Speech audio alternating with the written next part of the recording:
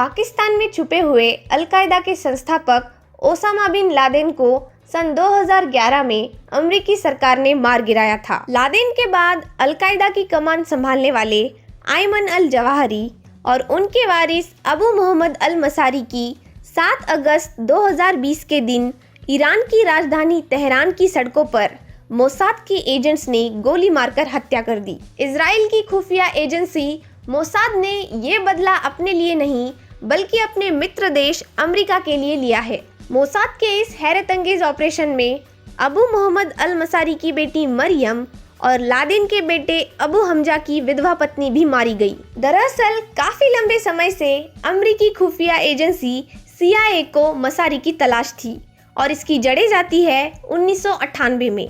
सन 1998 में अल-कायदा ने अफ्रीका खंड के 2 देशों में US एम्बेसी पर हमला किया था, जिसमें 224 अमेरिकी लोगों की जानें चली गई थी और इसकी पूरी प्लानिंग अबू मोहम्मद अल मसारी ने ही की थी।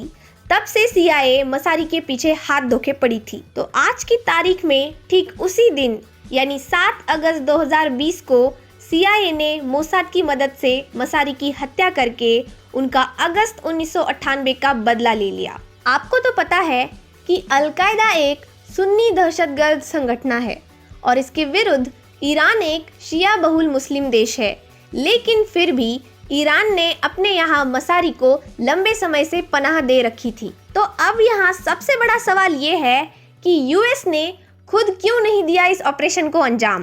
वैसे देखा जाए तो मोसाद दुनिया की इकलौती ऐसी घातक गुप्तचर एजेंसी है जिसे दुनिया के किसी भी देश में घुसकर अपने शत्रुओं की फाइल्स निपटाने में महारत हासिल है।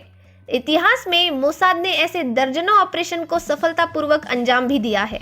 ईरान में इतनी सफाई से इस काम को अंजाम देने के लिए CIA को दिक्कत पैदा हो रही थी, इसीलिए CIA ने इस काम को मोसाद को सौंप देने का निर्णय लिया था। तो चलिए आखिर आपको बता देते हैं कि ऑपरेशन कैसे हुआ था।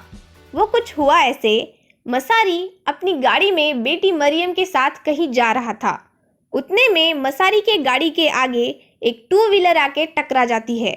उसके तुरंत बाद 2 व्हीलर पे पीछे बैठा हुआ एक शख्स साइलेंसर लगाई हुई पिस्तौल निकालकर मसारी और उसकी बेटी मरियम पर पूरी पिस्तौल की गोलियां खाली कर देता है और मौके पर ही दोनों की मौत हो जाती है और वो 2 व्हीलर सबकी आंखों के सामने सक्सेसफुली भागने में कामयाब होती है।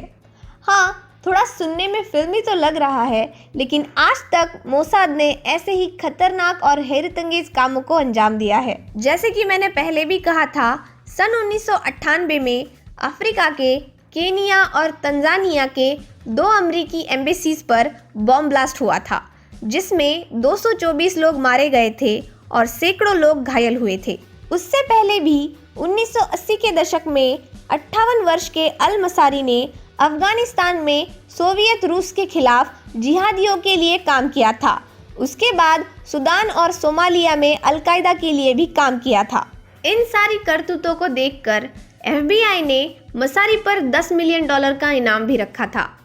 हालांकि ईरान ने अल मसारी नामक कोई अल-कायदा का ऑपरेटिव मारे जाने की खबर का खंडन किया है, लेकिन ईरान के अधिकारियों ने ये कहा है कि मरने वाला शख्स लेबनीज प्रोफेसर था जिसका नाम हबीब दाऊद था।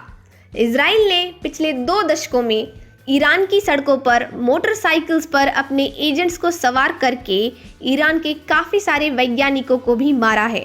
इसलिए कहा जा रहा है कि ये इजराइल का मोटरसाइकिल वाला हुनर तो काफ़ी पुराना है। वीडियो पूरा देखने के लिए धन्यवाद। अगर इन्फॉर्मेशन पसंद आई हो तो प्लीज़ इस चैनल को सब्सक्राइब कर दीजिएगा। मिलेंगे अगले वीडियो में नए विषय के साथ। जय हिंद।